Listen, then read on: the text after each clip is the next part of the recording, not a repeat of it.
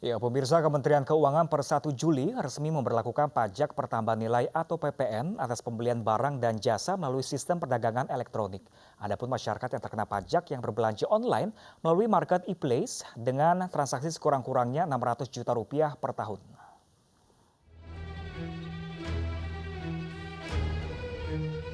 Pemerintah melalui Menteri Keuangan mulai 1 Juli kemarin resmi memperlakukan pajak pertambahan nilai atau PPN atas pembelian barang dan jasa dari pedagang atau penyelenggara perdagangan sistem elektronik atau PSME. Staf khusus Menteri Keuangan bidang komunikasi strategis, Justinus Prastowo mengatakan, PPN dikenakan terutama jika masyarakat yang berbelanja online melalui marketplace dengan jumlah transaksi besar atau sekurang-kurangnya 600 juta rupiah setahun. Selain itu, Justinus menambahkan, pelaku usaha yang ditunjuk untuk memungut PPN adalah yang memenuhi kriteria, yakni memiliki nilai transaksi dengan pembeli melebihi 600 juta rupiah per tahun dan diakses lebih dari 12.000 pengakses dalam 1 tahun atau 1.000 pengakses dalam 1 bulan. Pemerintah mengenakan PPN atas penyerahan barang atau jasa digital lintas batas cross border demi untuk menciptakan fairness. Kenapa? Karena selama ini penyerahan barang atau jasa non-digital dan penyerahan barang atau jasa digital dalam negeri sudah dikenai PPN. Sedangkan yang lintas batas atau cross border belum dikenai PPN, maka sekarang mereka wajib memungut PPN. Nantinya, pungutan PPN 10% akan tertera dalam komersial invoice, billing, order receipt, atau dokumen sejenisnya ketika konsumen hendak membayar belanja online. Dari Jakarta, Rizka Ayu, iNews melaporkan. Kita ke informasi ekonomi, pemirsa. Kementerian Koperasi dan UKM mencatat hingga 1 Juli 2020 realisasi pemulihan ekonomi nasional untuk sektor koperasi dan UKM baru mencapai 250,16 miliar rupiah atau 0,2% dari pagu anggaran stimulus sebesar 123,46 triliun rupiah.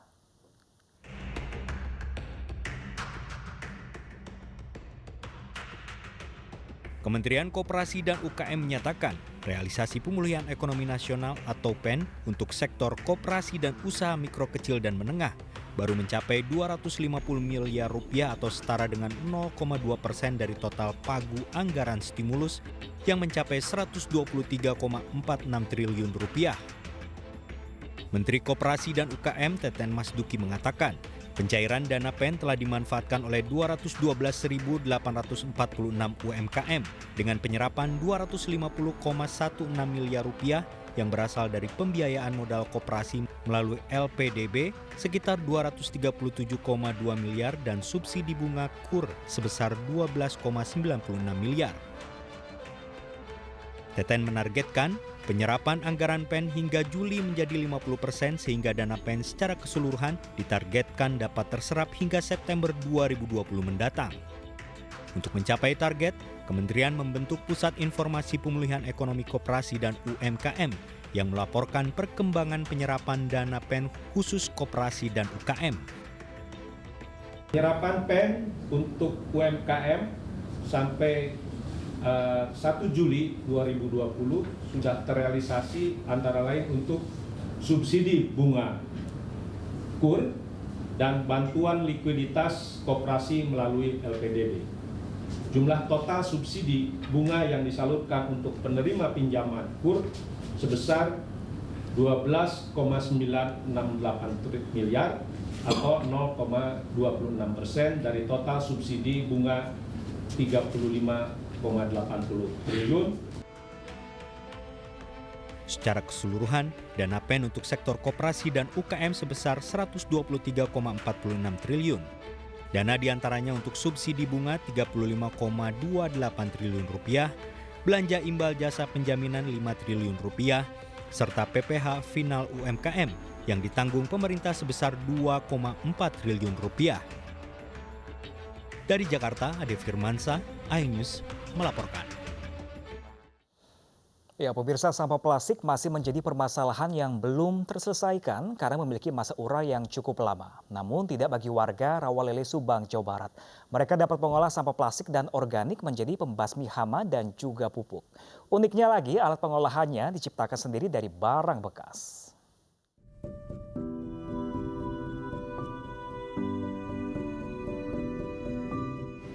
Permasalahan sampah plastik bagi masyarakat di Indonesia masih menjadi pekerjaan rumah terbesar. Sampah plastik yang tidak bisa terurai dapat menyebabkan masalah terhadap lingkungan. Namun tidak demikian bagi warga Desa Rawalele, Kecamatan Dauan, Subang, Jawa Barat. Desa mereka kini tidak pernah membuang sampah lagi ke TPA. Pasalnya, mereka kini mempunyai alat pengolahan sampah menjadi pembasmi hama dan pupuk. Dengan alat yang mereka miliki, warga kini mulai rajin membersihkan lingkungan dari berbagai sampah plastik maupun organik. Setiap hari mereka keliling kampung dan sungai untuk membersihkan lingkungannya dari tumpukan sampah. Uniknya, alat pengolahan sampah ini dibuat dari bahan-bahan bekas, seperti drum untuk tempat pembakarannya dan besi bekas untuk rangkanya. Sementara untuk kompornya dirangkai oleh salah satu warga yang memahami teknik mesin, sehingga api dapat menyembur sempurna hanya dengan bahan bakar oli bekas dan air. Dengan alat pengolahan ini, sampah organik dapat menghasilkan pupuk dan cairan pembasmi hama, sedangkan sampah plastik atau non-organik menjadi debu yang dapat dicampur dengan pupuk organik.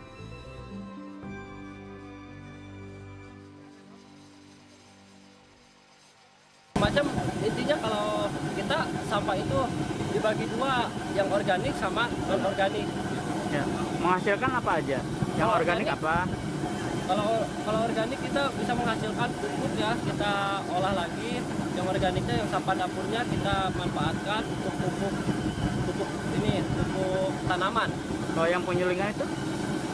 Kalau yang penyulingan itu untuk asap cair, untuk pencegahan. Fungsinya itu untuk misalkan kalau kocok-kocok. Warga Desa Rawalele kini tidak perlu khawatir dengan sampah plastik yang dapat merusak lingkungan. Bahkan kini alat pengolahan sampah hasil warga Desa Rawalele ini sudah dipesan oleh daerah lainnya. Dari Subang, Jawa Barat, Yudi Heriawan Juanda, iNews melaporkan. Ya, pemirsa, untuk mengisi waktu luang sesudah pulang bekerja, seorang anggota polisi membuat kerajinan rumah tangga dari sampah plastik. Kegiatan ini dilakukan untuk mengikuti anjuran pemerintah, yakni melakukan aktivitas di dalam rumah saat pandemi COVID-19.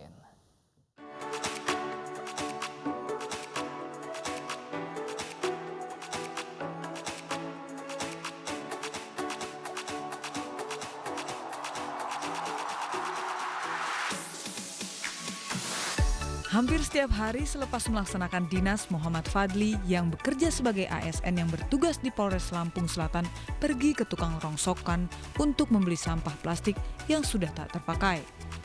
Sampah plastik yang dibelinya diantaranya bekas botol air mineral, galon, paralon, blong, dan beberapa jenis sampah plastik lainnya.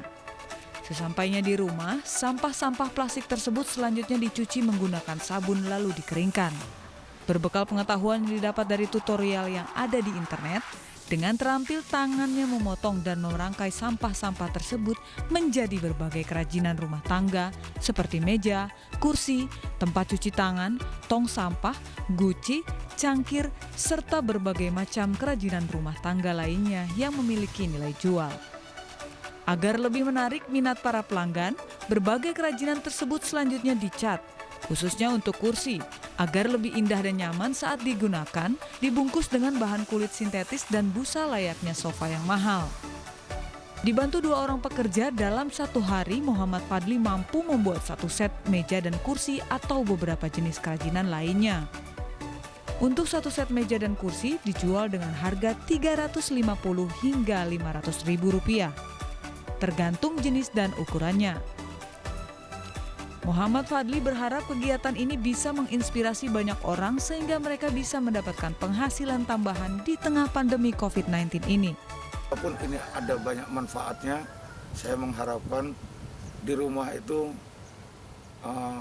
banyak inovasi banyak keinginan, banyak perbuatan yang bernilai positif dan bisa menghasilkan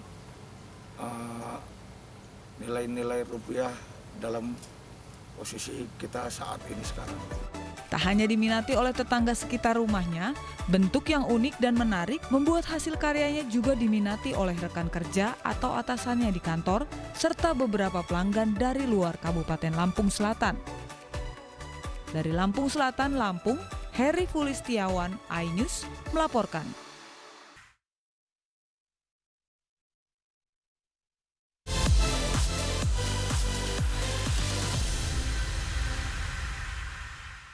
Ya, pemirsa, Pelda Anumerta Rahma Wahyudi yang gugur dalam misi perdamaian PBB di Kongo dimakamkan di Taman Makam Pahlawan Kusuma Dharma Pekanbaru Riau. Prajurit TNI AD itu juga mendapat kenaikan pangkat luar biasa dari Sersan Mayor menjadi Pembantu Letnan 2.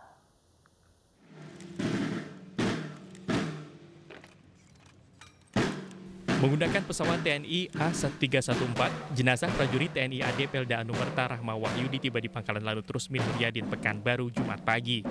Jenazah Pelda Anumerta Rahma Wahyudi langsung dimakamkan di Taman Makam Pahlawan Kusuma Dharma Pekanbaru. Dipimpin Inspektur Upacara Pangdam 1 Bukit Barisan, Majen TNI Irwansyah. Almarhum yang gugur dalam tugas negara mendapat kenaikan pangkat luar biasa dari Sersan Mayor menjadi Pembantu Letnan 2. Prosesi pengamanan ini adalah merupakan amalan dari rasa hormat kita yang setinggi-tingginya. Karena almarhum sudah mendharma baktikan harta yang paling berharga dalam hidupnya. Ya. Nyawa pun dia korbankan. Ya. Karena itu TNI dan negara bangsa dalam hal ini ingin memberikan penghargaan yang setinggi-tingginya berupa pemakaman yang dihadiri oleh semua prajurit di Riau ini dan juga dari gubernur, masih juga dari Kapolda dan masyarakat yang ada maupun keluarga. Pelda Anumerta Rahma Wahyudi meninggalkan 1 orang istri dan 3 orang anak. Di mata keluarga dan kerabat, almarhum dikenal sebagai sosok yang bertanggung jawab, penyayang dan disiplin. Memang dia itu prajurit TNI siap untuk segala sesuatu jenis segala bentuk konsekuensinya kan seperti itu. Nah kemudian penugasan di Kongo ini merupakan satu kehormatan bagi kami keluarga sebenarnya. Karena tidak semua dari TNI AD ataupun apa, itu susah untuk ke sana. Nah misi perdamaian itu kan diinginkan setiap pelaku daripada pengaman dunia. Namun ketika nasib berkata lain ya seperti ini konsekuensi resiko daripada bela negara kan seperti itu. Sebelum diberangkatkan ke Pekanbaru Riau, jenazah prajurit TNI Pelda Anumerta Rahma Wahyudi dilepas secara militer di Skadron 17 Lanut Halim Perdana Kusuma dan dihadiri langsung oleh Panglima TNI Marsikal Hadi Cahyanto. Pelda Anumerta Rahma Wahyudi merupakan personel Satgas Kompizeni TNI kontingen Garuda Monusco yang gugur akibat serangan milisi bersenjata saat menjalankan tugas sebagai pasukan perdamaian PBB di Kongo, Afrika Tengah. Dari Pekanbaru Riau, Indra Yoserizal, iNews melaporkan.